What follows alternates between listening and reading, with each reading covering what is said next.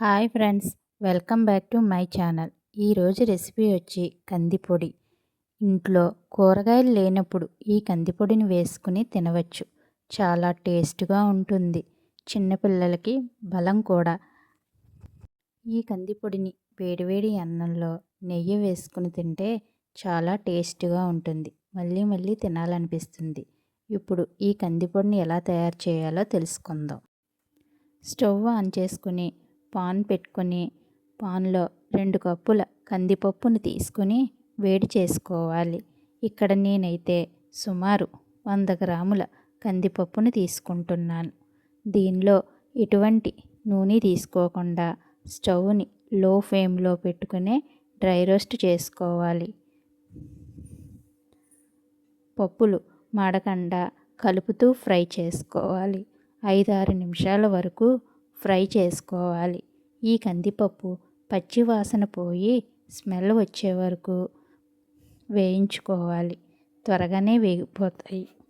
మనం ఏ పప్పునైనా ఫ్రై చేసుకున్నప్పుడు స్టవ్ని లో ఫ్లేమ్లో పెట్టుకుని డ్రై రోస్ట్ చేసుకోవాలి. కందిపప్పు కలుపుతూ ఉండాలి. కందిపప్పు ఇలా కలుపుతూ ఉండడం వల్ల పప్పు మాడకుండా ఉంటుంది. ఈ విధంగా కలర్ చేంజ్ అయిన తర్వాత ఈ కందిపప్పుని వేరొక ప్లేట్లోకి తీసుకోవాలి. ఇప్పుడు ఇదే కడాయిలో 1 కప్పు శనగపప్పుని తీసుకుని వేడి చేసుకోవాలి. ఇక్కడ నేను సుమారు 50 గ్రాముల శనగపప్పుని తీసుకుంటున్నాను. ఈ శనగపప్పును కూడా స్టవ్ని లో ఫ్లేమ్లో పెట్టుకునే ఫ్రై చేసుకోవాలి. ఇలా 5-6 నిమిషాలు పాటు పప్పుని కలుపుతూ ఫ్రై చేసుకోవాలి.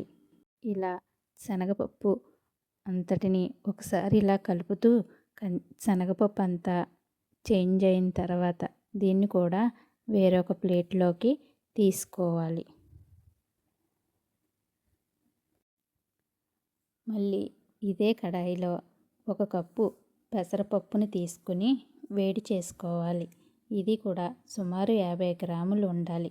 పెసరపప్పును కూడా లో ఫ్లేమ్లో పెట్టే ఫ్రై చేసుకోవాలి.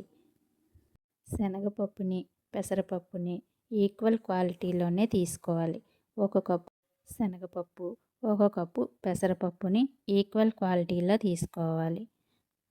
ఇలా పప్పు చేంజ్ అయిన తర్వాత ఈ పప్పుని వేరొక ప్లేట్లోకి తీసుకోవాలి.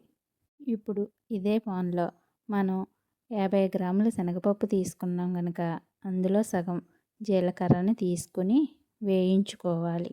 మంచి సువాసన వచ్చే వరకు వేయించుకోవాలి. దీన్ని కూడా స్టవ్ని లో ఫ్లేమ్లో పెట్టుకుని వేయించుకోవాలి. ఇలా కలుపుతూ ఉండాలి, లేకపోతే త్వరగా రంగు మారిపోతాయి. ఇలా వేగిన జీలకర్రను దీన్ని కూడా ఇందాక తీసుకున్న పప్పుల ప్లేట్లో వేసుకోవాలి. ఇప్పుడు ఇదే పాన్లో 10 నుండి 12 ఎండుమిరపకాయలను వేయించుకోవాలి. ఎండుమిరపకాయలు త్వరగా వేగిపోతాయి. పాన్ వేడిగా ఉంటుంది కనుక స్టవ్ ఆపేసి మిరపకాయలను కూడా ఆ వేడిలోనే వేయించుకోవచ్చు. ఇలా వేగిన తర్వాత వీటిని కూడా వేరే ప్లేట్లో తీసుకుని చల్లారి పెట్టుకోవాలి. ఇప్పుడు ఈ చల్లారిన ఎండుమిరపకాయలను ఒక మిక్సీ జార్లో వేసుకోవాలి. ఇలా వేసుకున్న ఎండుమిరపకాయలను ఒకసారి మిక్సీ పెడితే సరిపోతుంది. ఇలా చల్లారిన పప్పు దినుసులను కూడా మిక్సీ జార్లో వేసుకోవాలి. ఈ పప్పు దినుసులను ఒకసారి మిక్సీ పట్టాలి. కొంచెం బరకగానే మిక్సీ పట్టాలి. మిక్సీ పెట్టేటప్పుడు మనం ఒకేసారి తిప్పకూడదు. కొంచెం కొంచెం తిప్పుతూ బరకగా చేసుకోవాలి. ఇప్పుడు ఇందులో ఉప్పు వేసుకోవాలి. ఇంగువ కూడా వేసుకోవచ్చు. ఉప్పు మీ టేస్ట్కి తగ్గట్టుగా వేసుకోవాలి. ఇప్పుడు మరొకసారి మిక్సీ పట్టి మెత్తగా గ్రైండ్ చేసుకోవాలి.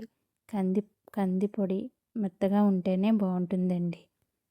అంతే అండి, కందిపొడి రెడీ అయిపోయింది. కందిపొడిని వేడివేడి అన్నంలో నెయ్యి వేసుకుని తింటే చాలా కమ్మగా ఉంటుందండి. ఒకసారి దీన్ని మీరు కూడా ట్రై చేయండి. ఈ వీడియో కనుక మీకు నచ్చితే లైక్ చేయండి, సబ్స్క్రైబ్ చేయండి. Thank you for watching.